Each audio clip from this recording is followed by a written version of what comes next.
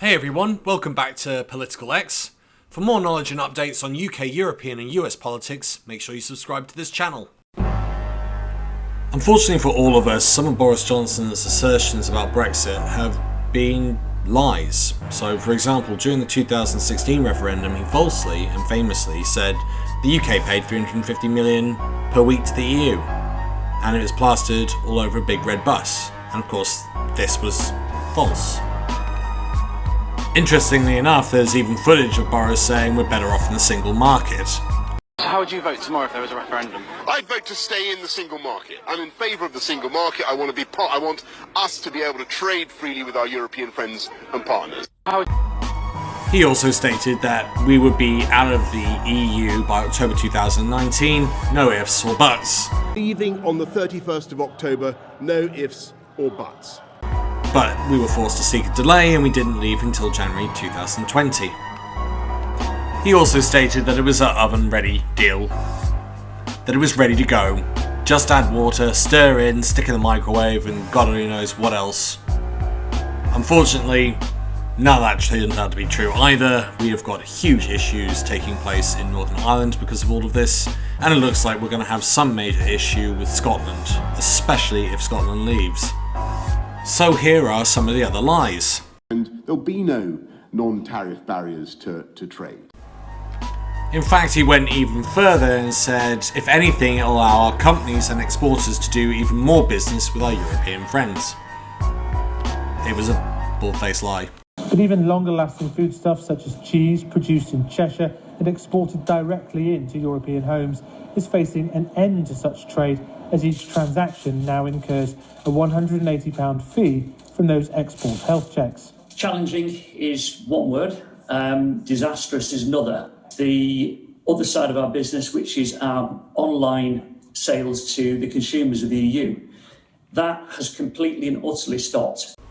The truth is, we've actually left the EU Single Market and Customs Union voluntarily, and this is probably the only trade deal that's ever existed where you've put up trade barriers.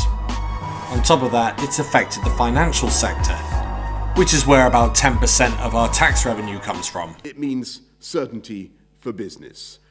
From financial services to our world-leading manufacturers, our car industry, certainty for all those who are working in high-skilled jobs and in firms and factories across the whole country.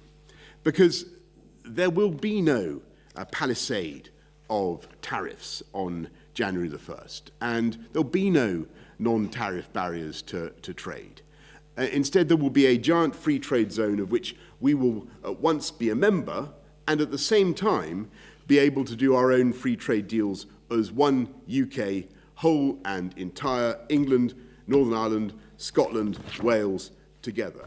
The reality is that UK financial service firms lost passporting rights, which allowed them to sell into the EU from the UK. This has meant that trillions of pounds worth of financial sector services and trade has now gone to New York and into the EU. Boris promised that there would be no trade barriers between the rest of the UK and Northern Ireland. Have a listen. So when you come out of the EU customs union, which is what we've done, you have to have some way of checking that goods that might attract a tariff going from the United Kingdom into Ireland pay that tariff if there is to be a tariff. The only place you can do it, if you don't do it at the border, is at the border in Northern Ireland.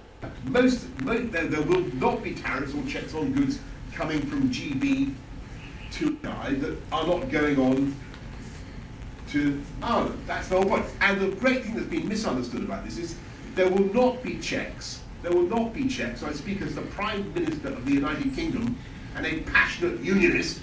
There will not be checks on goods going from Northern Ireland to Great Britain. Because we're the government of the United Kingdom and we will not institute or implement or enact such checks. And the idea that Tato crisps from Tangerine Key are going to be, by some process, it's just nonsense. So actually Northern Ireland has got a great deal. It's got a great deal. You keep free movement, you keep access to the single market, but you also have, as it says in the deal, unfettered access to GDP. And so we can also come out and do free trade. The only reason they gave us that deal, by the way, was because they were, at the back of their minds, they were still worried that we would come out without a deal. This has obviously turned out to be a falsehood. There are now barriers up. You need to have veterinary checks. You need to have trade checks. There appears to be no solution to this, and it has caused troubles to re-arise in Ireland, and it's not really being reported in the press. A number of pipe bombs are being found, pipe bomb factories are being found, and they've all got links to the new IRA, and obviously we've all seen on the BBC and other news agencies the riots that have taken place. The next lie was Erasmus. I'm afraid that the honourable gentleman is talking through the back of his neck. There is no threat to the Erasmus scheme. We will continue to participate. UK students will continue to be able to enjoy the benefits of exchanges with our European friends and partners, just as they will be able to continue to come to this country.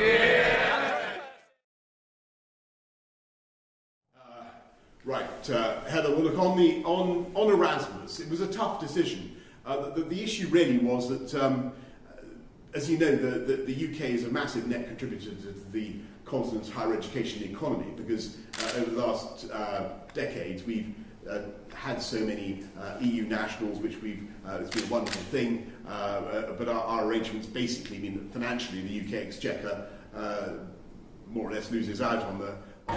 Another lie, contributes about 243 million to the UK economy.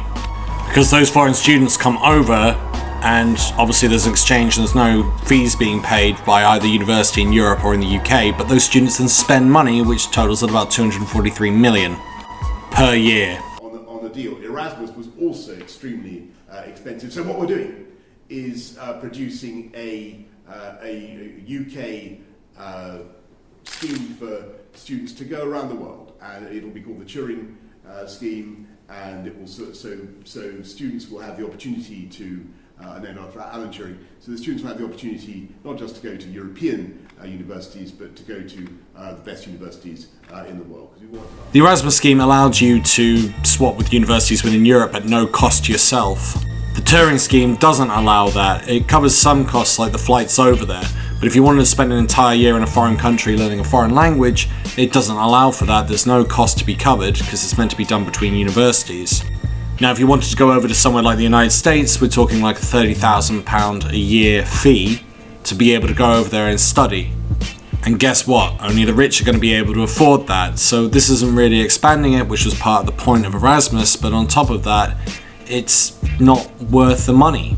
It's costing the Chancellor, the UK, money to do this scheme, whereas Erasmus brought in cash to the UK. We want our young people to experience the immense intellectual stimulation of Europe, but also of the whole world. And as for, I think you asked about which way should the opposition vote on this. Well, it's perfectly obvious. The opposition should vote for this excellent deal. I'm not going to go into too much detail about this. I think the clips and the news itself that's been going around will explain everything quite effectively, and has been explained quite effectively. But essentially, it was promised there's a magical fairyland of fishing for all those fishermen across the country, and it didn't happen. In fact, it's just made everything worse, and they've been thrown under the bus. Before Brexit, these oysters were being exported to the EU, but the trade stopped overnight. The amount of money might not be massive when it comes to headline GDP, but they're real people's jobs, livelihoods, mortgage payments, and it's all gone. It's not what we wanted. It's not what we asked for. I think we all knew deep down that we'd get shafted, used as a lever. But I don't think we all thought it would be this bad. As lorries descended on Westminster, protesting against the export problems they're now facing. Exports of fresh fish and seafood have been severely disrupted by new border controls since the UK's departure from the European Union earlier this month. These fisheries are saying the UK government is at fault. There was meant to be this amazing US trade deal. Donald Trump, who's an Anglophile, was in charge. In theory, we should be able to get this through. However, it didn't happen. This actually has to be one of the biggest blunders done by the Conservative government. This should have gone through smoothly, quickly, and boosted the economy. Anglophile president. Didn't happen. And the reason this didn't happen is because of the issues surrounding Northern Ireland. President's Irish, or has Irish heritage, and he's pretty upset about all the turmoil that's kicked off because of a border being put up on the Irish Sea that has upset a lot of unionists. It has destabilised the Good Friday Agreement. Violence is kicking off within Northern Ireland. It's everything that Brexit promised it wouldn't be, and has caused huge problems. You know who this is? Does everybody know? He's going to be a fantastic Prime Minister, I can tell you. And we're having very, very good meetings. So far, it's been really good.